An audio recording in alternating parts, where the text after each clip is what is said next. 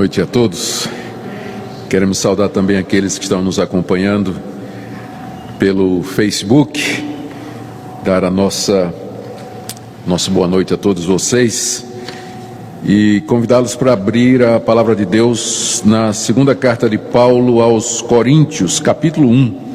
Nós vamos do verso 12 até o capítulo 2, verso 4. É uma porção um pouco mais longa, mas que ela forma uma unidade e nós não queremos quebrar esse bloco. E o assunto de Paulo aqui é um assunto que parece pouco espiritual, nada teológico. Paulo está simplesmente explicando por que é que ele mudou de planos. Ele tinha prometido que iria visitar a igreja de Corinto, a caminho da Macedônia, depois mandou dizer que ia visitar na ida e na volta.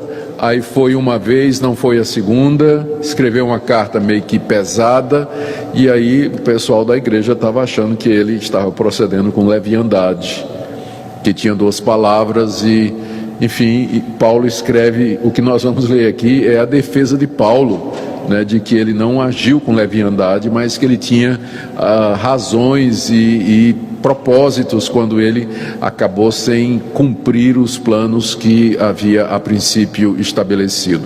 Quando eu estava estudando essa parte aqui, né, eu fiquei pensando, né, puxa vida, né, a gente costuma ler Paulo, a carta como aos Romanos, por exemplo, que cada linha está tratando de um tema teológico assim, profundo e tudo mais. De repente a gente cai em 2 aos Coríntios, onde ele está se justificando porque é que não fez uma visita, não é? E mesmo assim, Paulo, apesar de ser uma coisa que parece trivial, né, pouco espiritual, uma coisa assim do dia a dia, ainda assim Paulo, ele não consegue dar essas explicações sem tocar na questão teológica. Então acaba sendo também sendo uma fonte de muitas lições preciosas para nós, práticas e teológicas, e eu espero que o estudo nessa noite contribua para isso. Vamos ler então do verso 12 até o capítulo 2, verso 4. A nossa glória é essa, o testemunho da nossa consciência, de que com santidade e sinceridade de Deus, não com sabedoria humana, mas na graça divina, temos vivido no mundo, e mais especialmente para convosco. Porque nenhuma outra coisa vos escrevemos além das que ledes e bem compreendeis, e espero que o compreendereis de todo. Como também já em parte nos compreendestes, que somos a vossa glória, como igualmente sois a nossa no dia de Jesus nosso Senhor. Com essa confiança, resolvi primeiro encontrar-me convosco, para que tivesseis um segundo benefício, e por vosso intermédio passar a Macedônia, e da Macedônia voltar a encontrar-me convosco e ser encaminhado por vós para a Judéia. Ora, determinando isso, terei porventura agido com leviandade? Ou ao deliberar, acaso delibero segundo a carne, de sorte que haja em mim simultaneamente o sim e o não? Antes, como Deus é fiel, a nossa palavra para convosco não é sim e não. Porque o Filho de Deus, Cristo Jesus, que foi por nosso intermédio anunciado entre vós, isto é, por mim, Silvano e Timóteo, não foi sim e não, mas sempre nele houve o sim. Porque quantas são as promessas de Deus, tantas tem nele o sim. Porquanto também por ele é o amém para a glória de Deus por nosso intermédio. Mas aquele que nos confirma convosco em Cristo e nos ungiu é Deus, que também nos selou e deu o penhor do Espírito em nosso coração. Eu, porém, por minha vida, tomo a Deus por testemunha de que, para vos poupar, não tornei ainda a Corinto. Não que tenhamos domínio sobre a vossa fé, mas porque somos cooperadores de vossa alegria, porquanto pela fé já estáis firmados. Isso deliberei por mim mesmo, não voltar a encontrar-me convosco em tristeza. Porque se eu vos entristeço, quem me alegrará, senão aquele que está entristecido por mim mesmo? Isso escrevi para que, quando for, não tenha tristeza da parte daqueles que deveriam alegrar-me, confiando em todos vós de que a minha alegria é também a vossa. Porque no meio de muitos sofrimentos e angústias de coração vos escrevi com muitas lágrimas, não para que ficasseis entristecidos, mas para que conhecesseis o amor que vos consagro em grande medida. Essa é a passagem e o contexto dela eu já coloquei para vocês. Resumindo, na mensagem anterior, nós vimos como Paulo explicou à igreja de Corinto a razão dos seus sofrimentos, que estavam sendo usados como desculpa pelos seus inimigos para dizer que Paulo não era um homem de Deus. Como é que um homem de Deus apanha em todo lugar, é rejeitado pelos seus compatriotas, é preso em cada cidade, é expulso na base de pedrada? Como é que essa pessoa pode ser de Deus? Paulo então explica que os sofrimentos que ele passa por conta do Evangelho são usados por Deus para moldá-lo e fazer dele um instrumento para abençoar outras pessoas. Foi isso que nós vimos na última mensagem. Aqui Paulo está rebatendo outra crítica da igreja de Corinto, que era a leviandade ou a falta de consideração pelo fato dele ter mudado pelo menos 2 vezes os planos que ele tinha de visitar a cidade e estar com os irmãos lá da igreja. E Paulo responde aqui, em primeiro lugar, fazendo uma declaração geral da sua integridade. Ele não é um homem de 2 palavras, ele não é uma pessoa que é leviana nas suas decisões, e ele pode apelar para o seu testemunho. Especialmente os coríntios eram testemunhas da integridade do apóstolo Paulo durante o tempo que ele esteve lá. Esse é o primeiro ponto, essa declaração geral da sua integridade, que está aí nos versos de 12 a 14. São 3 pontos aí nesses versículos. O primeiro é que os coríntios eram primeiro é que Paulo tinha a consciência tranquila de que ele tinha vivido nesse mundo de maneira íntegra, com santidade, com sinceridade da parte de Deus e não com sabedoria humana. Está aí no verso 12. A nossa glória é essa, o testemunho da nossa consciência de que com santidade e sinceridade de Deus e não com sabedoria humana, mas na graça divina, temos vivido no mundo e mais especialmente para convosco. O que ele está dizendo aqui é que a consciência dele está tranquila. Isso inclusive era uma glória para ele, que ele tinha a consciência tranquila de que ele tinha vivido nesse mundo, ou vinha vivendo nesse mundo com santidade, ou seja, uma vida que era marcada pela pureza de intenções e de atitudes, uma vida no caminho de Deus, sinceridade, ou seja, com transparência, não tinha motivos ocultos, o que ele sentia, o que ele pensava, ele dizia, não tinha disfarçatez, e não com sabedoria humana. E isso ele vai voltar no capítulo 2, verso 17, a gente vai chegar lá. Sabedoria humana é o que ele vai chamar mais adiante, aquela capacidade que as pessoas têm de distorcer a verdade de Deus com propósitos errados. Paulo diz: eu estou com a minha consciência tranquila de que minha vida nesse mundo não é marcada por esse tipo de procedimento, para enganar as pessoas, mas pela santidade de vida e pela transparência e sinceridade, e especialmente para vocês. Veja aí o final do verso 12. Por que ele está dizendo isso? Porque Paulo passou pelo menos 3 anos na cidade de Corinto. Aqueles irmãos conheciam o apóstolo Paulo, o labor do apóstolo Paulo. Eles, de todas as pessoas, eram os que mais poderiam confirmar isso que Paulo está dizendo. Ele diz: minha consciência está muito tranquila, e vocês podem confirmar que o que eu estou dizendo é verdade. Eu sempre fui íntegro com vocês, eu sempre disse a verdade com vocês. Eu não sou uma pessoa de 2 palavras, as minhas intenções sempre foram claras. Esse é o primeiro ponto.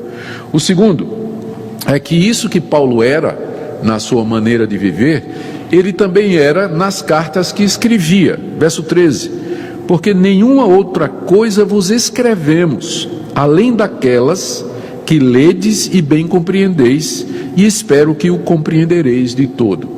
Paulo já tinha escrito uma primeira carta para os coríntios, que se perdeu. A gente sabe dessa carta, porque ele menciona na que é chamada de 1 aos Coríntios, que na verdade é a segunda. Então, em 1 aos Coríntios 5, ele fala de uma primeira carta que ele escreveu. Nessa primeira carta que ele escreveu, Paulo estava orientando a igreja a não se associar com gente que não andava de acordo com os caminhos de Deus. Depois ele escreveu uma segunda carta que entrou para a Bíblia como sendo 1 aos Coríntios.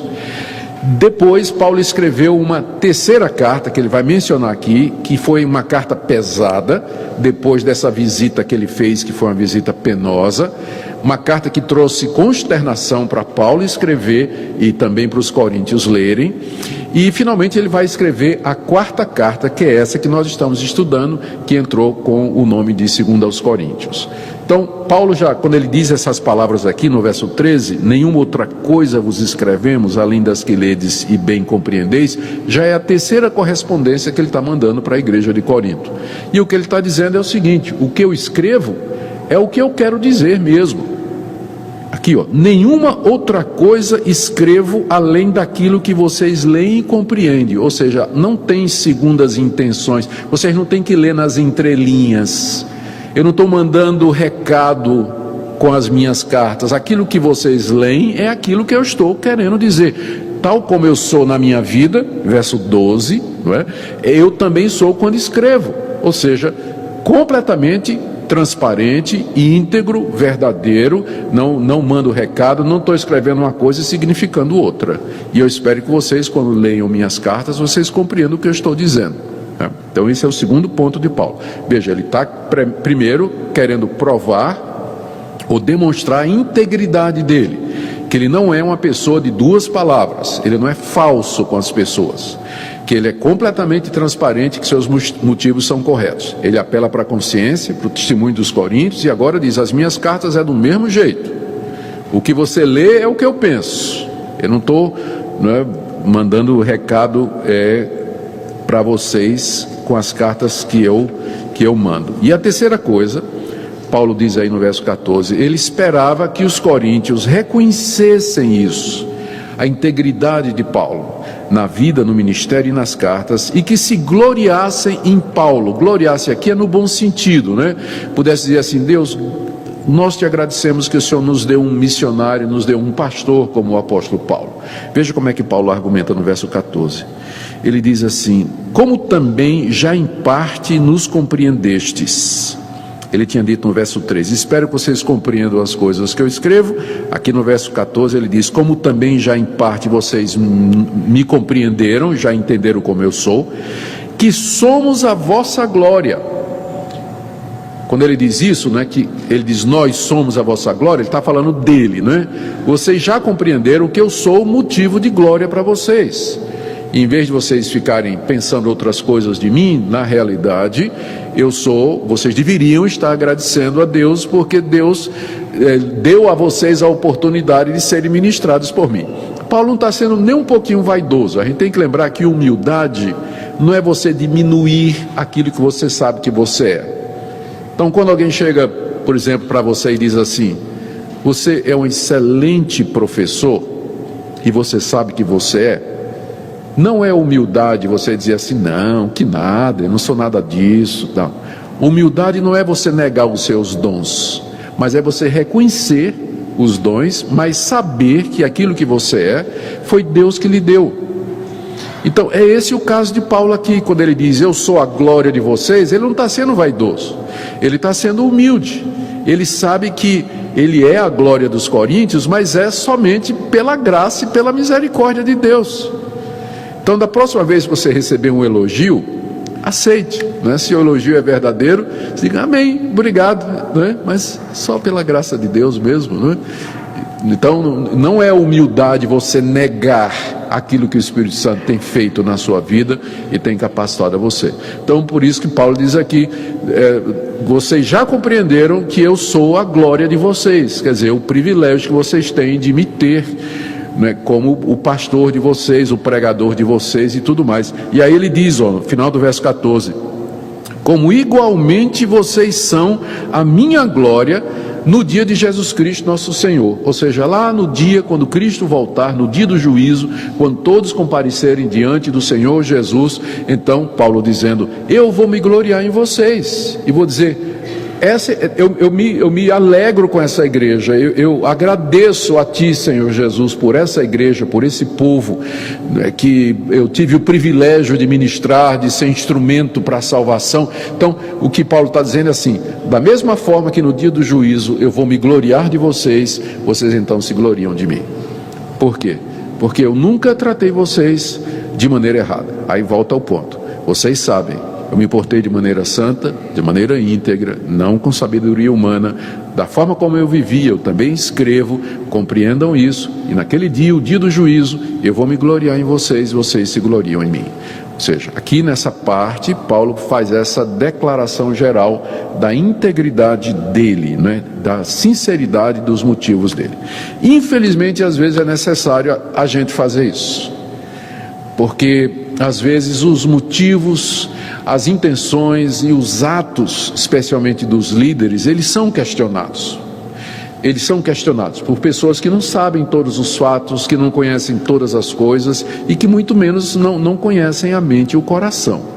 E de fato, às vezes, algumas atitudes e algumas decisões que a liderança toma, elas podem parecer estranhas para quem está fora, para quem não sabe todos os motivos e todas as coisas.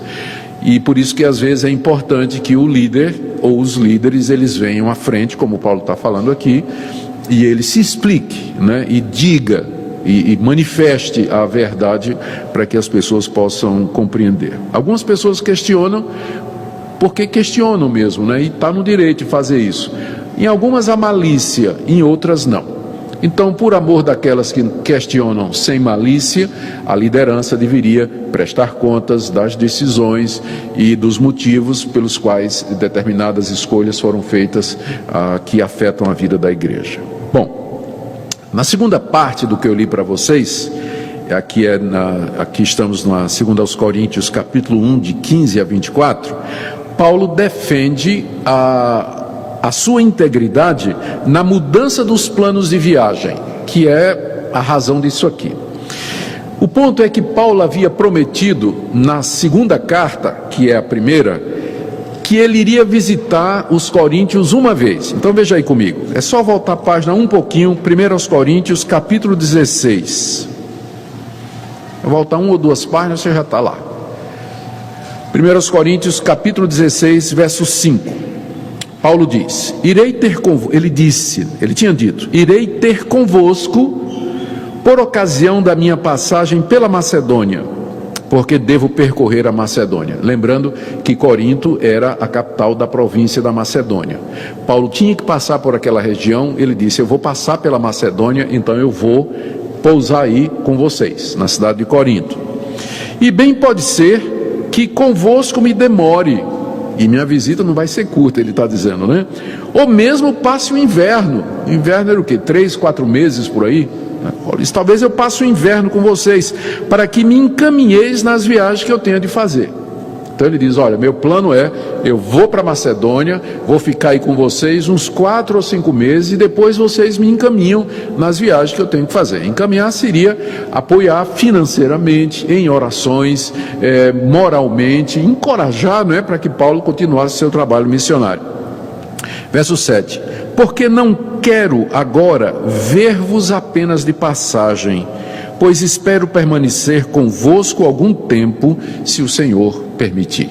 Então, esse foi o plano inicial, né, que Paulo escreveu para eles, dizendo, olha, eu vou passar algum tempo com vocês, e daí vocês vão me mandar para os outros lugares que eu tenho que ir. Só o que aconteceu?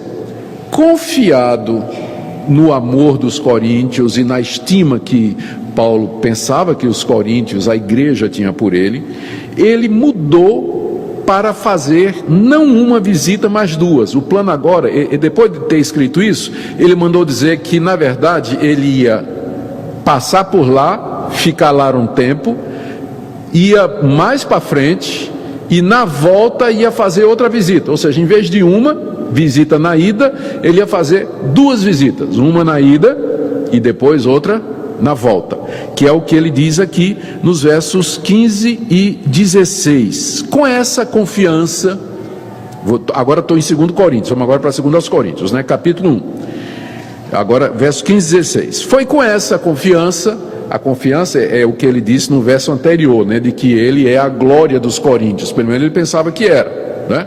Então, com essa confiança de que vocês se gloriam em mim, que vocês têm prazer e alegria em mim, eu resolvi ir primeiro encontrar-me convosco para que tivesses um segundo benefício.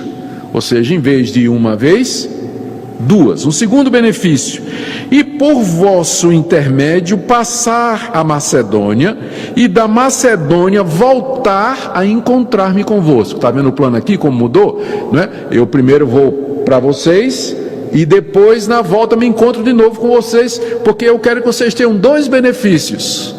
Né? O primeiro, quando eu estiver aí, que vocês vão desfrutar da minha presença, e Paulo era confiado, né? E na volta, né, que vocês vão desfrutar da minha presença uma segunda vez, porque afinal eu sou a glória de vocês e vocês são a minha, né? Então ele está confiado que os coríntios iriam receber bem aquele plano, e ele mandou avisar, né? E o que é que aconteceu?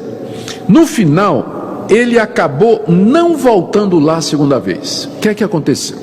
Ele foi a primeira vez, e essa visita que ele fez foi uma visita extremamente penosa.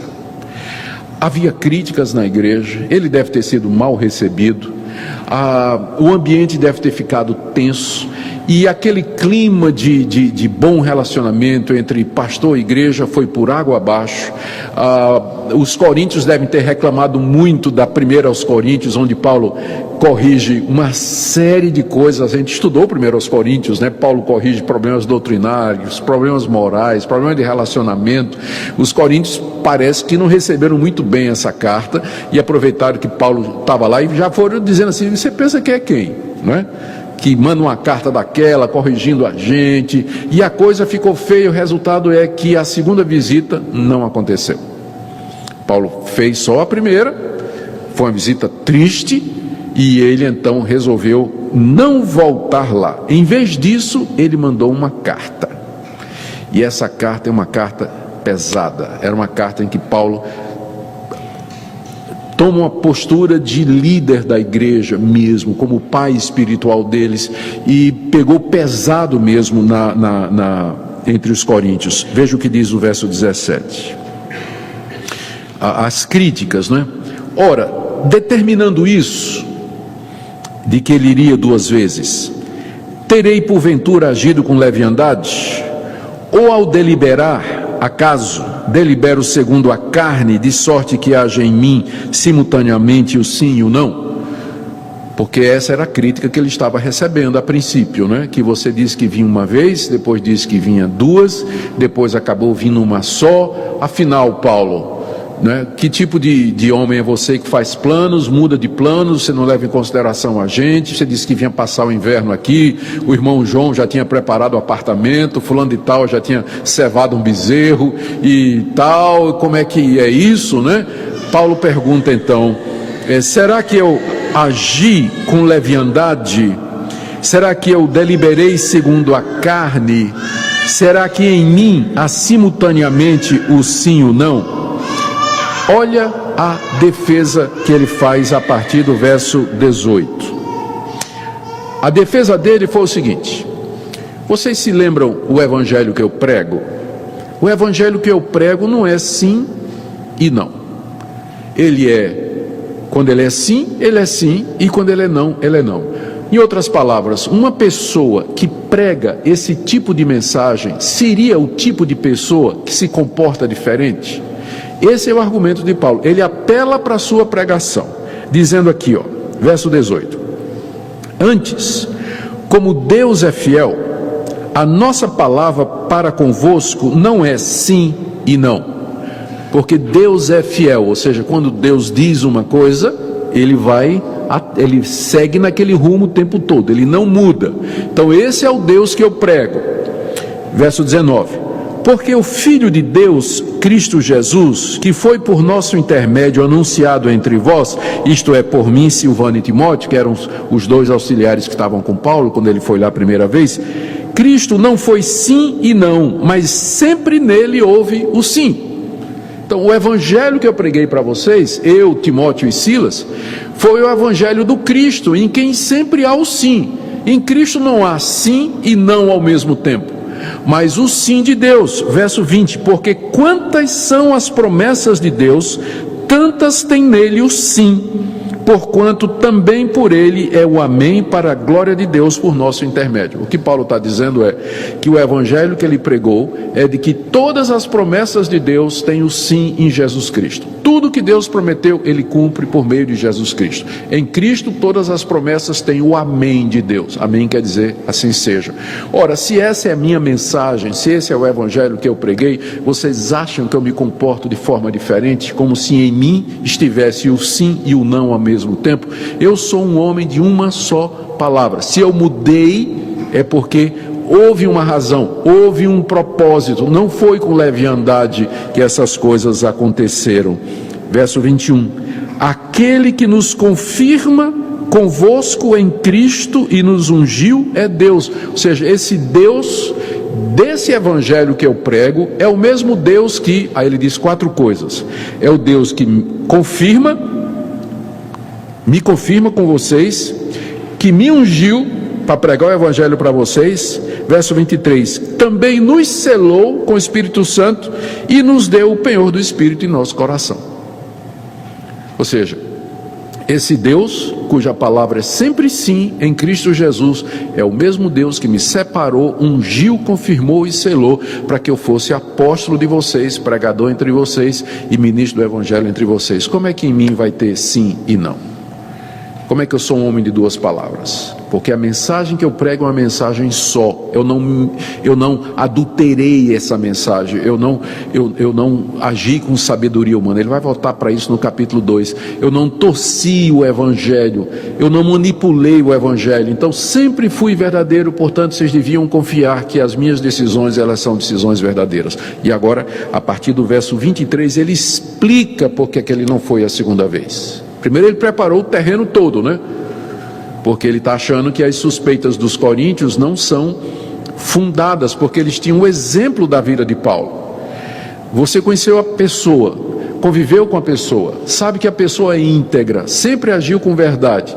Se você vê alguma coisa naquela pessoa que parece destoar, antes de você assumir que aquela pessoa está fazendo uma coisa errada, você deveria ao menos conversar com a pessoa, porque o que você conhece daquela pessoa não bate com aquela decisão. Mas os coríntios já estavam julgando o apóstolo Paulo de que ele era leviano, apesar do tempo que ele passou lá, da mensagem que ele pregou lá e das cartas que ele tinha mandado.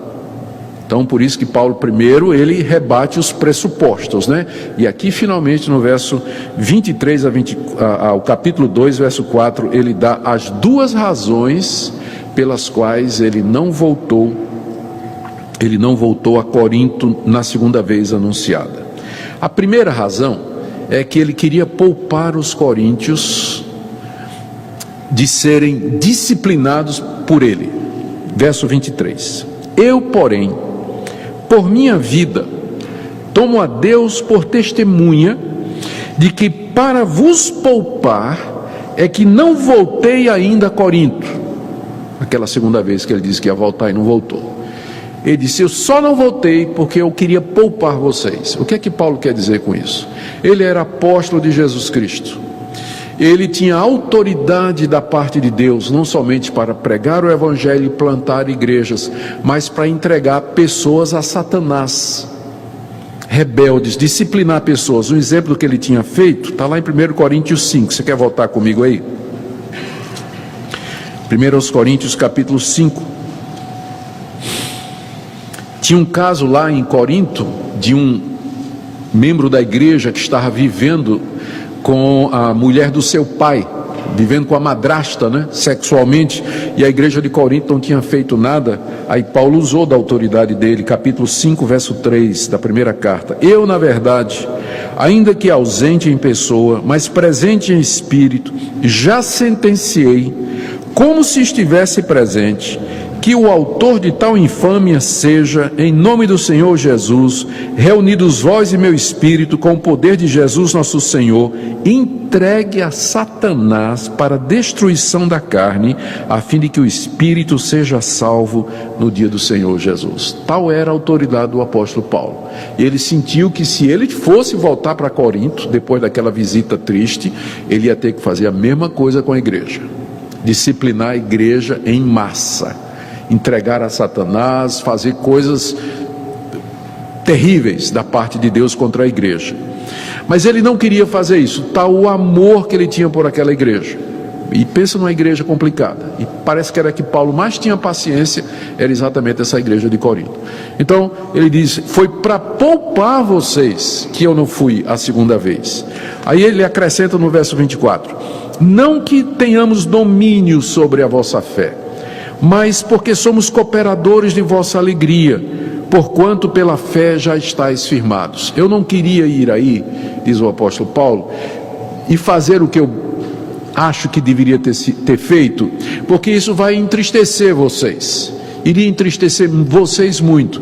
E eu não tenho domínio sobre a fé de vocês, mas eu sou cooperador da alegria de vocês. Quer dizer, o meu ministério é fazer com que vocês se alegrem sempre no Senhor, que vocês cresçam no Senhor. E uma visita minha aí a vocês não ia dar certo, não ia ser bom, ia ser mais sério do que a primeira visita que eu fiz. Então esse é o primeiro motivo. O segundo é que Paulo não queria ter que passar outra vez pela tristeza que ele passou da primeira visita. Capítulo 2, verso 1 até o verso 4. Ele diz aqui, olha: a primeira visita já foi muito penosa. Verso 1: isso deliberei por mim mesmo, não voltar a encontrar-me convosco em tristeza. Quando eu tive aí a última vez, foi só tristeza, conflito, discussão, nós não chegamos num acordo, saí daí com o coração pesado. Então eu tomei uma decisão: eu não vou me encontrar outra vez com vocês em tristeza. Se for para a gente se entristecer de novo, eu não volto na igreja, diz ele. A segunda vinda, se eu fosse aí, seria pior, e não ia ficar ninguém para alegrar o meu coração. Veja o que ele diz, olha, no verso 2: porque se eu entristeço vocês, quem vai me alegrar, senão aquele que já está entristecido por mim? É como se ele dissesse: vocês são a alegria do meu coração. Se eu vou aí e eu entristeço vocês, quem que vai me alegrar? Se eu entristeço, quem me alegra? Paulo, ele tem esse jeito de inverter as coisas, como se ele coloca a responsabilidade sobre ele, mas de um jeito que todo mundo que está lendo está sabendo que a responsabilidade é dos coríntios. Está dizendo: olha, eu não fui ainda aí porque eu quero poupar vocês, e eu não quero tirar a alegria de vocês, porque vocês são a minha alegria. Essa é a razão. Vejam o amor e a preocupação desse homem, em que ele está justificando porque é que ele não tinha voltado lá para a igreja. Em vez disso, ele resolveu escrever uma carta, que foi uma carta difícil de escrever. Verso 3: e isso escrevi, para que quando for, não tenha tristeza da parte daqueles que deveriam alegrar-me, confiando em todos vós de que a minha alegria é também a vossa. Essa carta que Paulo escreveu tinha como objetivo resolver os problemas. Já que a visita pessoal não resolveu, ele mandou uma carta tentando resolver o problema, como ele tinha feito já com a carta anterior, que a gente conhece como 1 aos Coríntios, né? Ele tinha escrito essa outra carta que a gente não tem também, ela se perdeu, nós não temos, que seria a terceira carta aos Coríntios, né? Então ele diz assim: eu escrevi, no verso 3, para resolver o problema, para quando eu for aí a próxima vez, eu não tenha tristeza, mas tenha alegria. E olha o que ele diz no verso 4: porque no meio de muitos sofrimentos e angústia de coração vos escrevi, com muitas lágrimas, não para que ficasseis entristecidos, mas para que conhecesseis o amor que vos consagro em grande medida. Resumindo o movimento geográfico aqui, na primeira carta aos Coríntios, Paulo escreve: eu vou para Macedônia e vou parar aí para passar o inverno com vocês. Depois ele manda avisar: na verdade eu vou parar, fazer duas paradas, na ida e na volta. Aí ele foi, só que na primeira a visita não foi boa. O tempo dele lá, a gente não sabe quanto tempo ele passou, mas foi tristeza. Ele deve ter saído, não deve ter ficado muito tempo na cidade. Os problemas não são mencionados aqui, mas provavelmente são aqueles problemas que ele trata na primeira carta, e que a carta não resolveu. E ele teve que enfrentar todos aqueles problemas lá, acusações de todo tipo, resistência contra ele. E eu sei que Paulo sai de Corinto preocupado. E ele diz, então, eu não vou voltar lá na cidade, na igreja, mas eu vou escrever uma carta. Talvez uma carta resolva. E ele escreve uma carta pesada, uma carta grave, mas com lágrimas nos olhos, com dor no coração, com aflição de espírito, porque ele ama aquela igreja e ele quer que a igreja resolva os problemas para que quando ele for lá a próxima vez, ele seja recebido com alegria e não tristeza, porque ele não quer mais se encontrar com a igreja sentindo tristeza no coração. Ele diz, eu quero que vocês vejam o amor que eu tenho por vocês. Eu quero poupar vocês, por isso que eu não voltei uma segunda vez e eu mandei essa carta. A gente vai ver que essa carta produziu efeito, porque Tito foi lá, trouxe notícias para Paulo de que a carta tinha produzido efeito, que a própria igreja tinha disciplinado os rebeldes e tinham se humilhado perante Paulo, tinham mandado dizer que amavam o apóstolo Paulo. A carta resolveu. Nós vamos ver isso mais adiante, na próxima vez que a gente se debruçar aqui no capítulo 2. Mas enquanto isso, vamos tirando algumas lições para nós, para concluir o estudo dessa noite. O primeiro, o que é que a gente tira para nós? São todas lições aqui, não é? Primeira, a necessidade de transparência em tudo que a gente faz. Motivos ocultos não pode haver. É o que a gente chama de motivos noturnos, não é? Tem os motivos diurnos, que são aqueles que todo mundo pode ver, e tem os motivos noturnos, aqueles que estão escondidos nas trevas e que as pessoas não veem. Quanto mais transparente a gente for, menos problema a gente vai ter. Então, ser franco, ser sincero. Às vezes para o brasileiro é difícil a gente abrir o coração e dizer a real intenção. Às vezes as pessoas chegam para nós e dizem assim, você está com raiva de mim? Não, eu? Imagine, e a gente está. Né? Não, gente, não é nada não, é bobagem, não liga para isso não, né? Tal, em vez de dizer, eu estou, meu irmão, eu não gostei daquela situação, aquelas palavras, vamos conversar sobre isso, vamos colocar nossa vida em ordem. Então, a importância de transparência, veja o esforço que Paulo está fazendo aqui para colocar aquele mal entendido em ordem, essa é a primeira lição. Segunda, líderes sempre serão mal compreendidos nas decisões que eles tomam, especialmente se as pessoas já estão indispostas contra eles. É o caso de Paulo, ele tinha resolvido ir 2 vezes, acabou indo uma só, mas ele tinha motivo, o motivo era o amor que ele sentia para a igreja. Ele sentia que se fosse uma segunda vez, a situação ia piorar ainda mais, o caldo ia entornar. Então ele optou por escrever uma carta, foi criticado como sendo leviano, diz que vai e não vai. A palavra dele uma hora é sim, outra vez é não.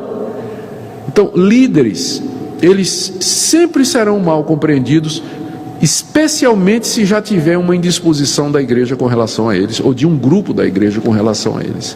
Então, esse é um fardo que a liderança espiritual de uma comunidade tem que levar, é preparar-se para ser incompreendido e estar preparado para dar explicações. Porque o tempo todo vai ter gente fazendo isso aqui, que fizeram com o apóstolo Paulo. Se fizeram com Paulo, imagine, não é? com os outros, não é? E o líder, ele tem que estar preparado para enfrentar esse tipo de resistência, de crítica, de questionamento. Terceiro, a gente aprende aqui a importância de poder apontar para a nossa vida como prova de que nós somos íntegros nas coisas que decidimos e escolhemos. Paulo podia dizer para aqueles irmãos, eu tive aí 3 anos, vocês sabem que maneira santa, que maneira íntegra, sincera eu vivi com vocês, eu nunca usei sabedoria do mundo. Como é que vocês estão desconfiados de mim agora, de que eu usei de astúcia, disse que 2 vezes fui mudei de plano? Vocês deviam pelo menos me dar o benefício da dúvida, de que eu tinha um bom motivo para não cumprir aquele plano que foi inicialmente estabelecido. E o último ponto aqui que eu queria destacar, a necessidade da gente ir até o fim para acertar as coisas erradas. A gente não, mesmo que cause muita dor e muito conflito, enquanto houver possibilidade de resolver um mal entendido, de reatar um relacionamento, de restaurar a comunhão, a gente deve tomar esse passo, ainda que cause muita dor. Você vê aqui as indas e vindas de Paulo, no relacionamento dele com a igreja de Corinto. É carta, é visita, é explicação. Ele podia simplesmente, entregar a igreja inteira ao diabo e plantar outra igreja em outro lugar. Mas ele insistiu no relacionamento com aquela igreja. Eu acho que fica uma lição para nós de resiliência, de perseverança, que pode ser aplicado no casamento, nas relações na igreja, nas relações de trabalho, enfim, em quantas áreas da vida onde haja conflitos, esse princípio permanece, de que o quanto estiver em vós, tende paz com todos os homens. Que é isso que o próprio Paulo vai dizer na carta aos Romanos, capítulo 12. Da próxima vez nós vamos ver então, aqui do capítulo 2, de 5 em diante, os efeitos que a carta teve na igreja de Corinto. E nós vamos ter, mais uma vez, lições práticas e muita coisa para aprender com esse homem extraordinário que é o apóstolo Paulo. Amém? Vamos orar? Ó Deus, nós nos sentimos tão pequenos diante da grandeza desse homem, mas não ele, a tua graça com ele. E como ele amava aquele povo difícil, povo rebelde, questionador, nós pedimos, ó Deus, que o Senhor nos ajude a amar as pessoas, porque nós te amamos, a amar a tua igreja, amar o teu povo, a não desanimar, a não perder o ânimo em momento nenhum, mas perseverar, lembrando que tu és o nosso Deus, que tu cuidas de nós e que tu abençoas todo o esforço no sentido da reconciliação. Eu oro pelos que estão aqui presentes nessa noite, por aqueles que nos seguem através da internet. Dá-nos da tua graça, derrama sobre nós o teu Espírito Santo. Em nome de Jesus. Amém.